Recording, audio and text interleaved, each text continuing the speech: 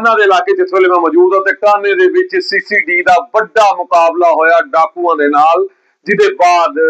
ਇੱਕ police constable ਜਿਹਦਾ ਨਾਮ ਰਜ਼ਾਕ ਡੋਗਰ ਸੀ ਉਹ ਡਾਕੂਆਂ ਦੀ ਗੋਲੀ ਨਾਲ ਸ਼ਹੀਦ ਹੋ ਗਿਆ ਤੇ 2 ਡਾਕੂ ਵੀ ਮਾਰੇ ਗਏ ਨੇ। ਚੁੱਕੇ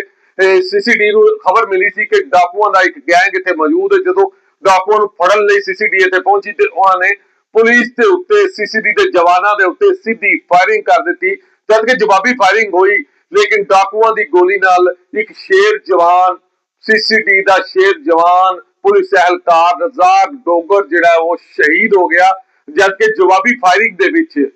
2 ਡਾਕੂ ਵੀ ਮਾਰੇ ਗਏ। ਲੇਕਿਨ ਦੱਸਿਆ ਜਾ ਰਿਹਾ ਕਿ ਸਾਡੇ ਸੂਤਰਾਂ ਤੋਂ ਪਤਾ ਲੱਗਿਆ ਕਿ 2 ਡਾਕੂ ਜਿਹੜੇ ਨੇ ਉਹ ਮੌਕੇ ਤੋਂ ਨੱਸਣ ਚ ਕਾਮਯਾਬ ਹੋ ਗਏ ਸਨ ਤੇ ਹੁਣ ਚੁੱਕੇ ਜਦ ਏਡਾ ਵੱਡਾ ਵਾਕਿਆ ਹੋਇਆ ਤੇ ਉਸ ਤੋਂ ਬਾਅਦ ਪੁਲਿਸ ਦੀ ਵੱਡੀ ਨਫਰੀ ਤੇ ਸੀਸੀਡੀ ਦੇ ਬਹੁਤ ਵੱਡੇ ਲੋਕ ਇੱਥੇ ਪਹੁੰਚ ਗਏ ਨੇ, ਜਿਨ੍ਹਾਂ ਨੇ ਪੂਰੇ ਇਲਾਕੇ ਨੂੰ ਘੇਰੇ ਵਿੱਚ ਲੈ ਲਿਆ। ਹਰ ਪਾਸੇ ਚੈੱਕ ਕੀਤਾ ਜਾ ਰਿਹਾ ਹੈ ਕਿ ਕਿਸੇ ਪਾਸੇ ਡਾਕੂ ਨਿਕਲ ਨਾ ਸਕਣ। ਕੋਸ਼ਿਸ਼ ਹੋਈ ਹੈ ਕਿ ਨੱਸਣ ਵਾਲੇ ਡਾਕੂਆਂ ਨੂੰ ਵੀ ਫੜ ਲਿੱਤਾ ਜਾਵੇ ਤੇ ਜਿਹੜੇ ਡਾਕੂ 2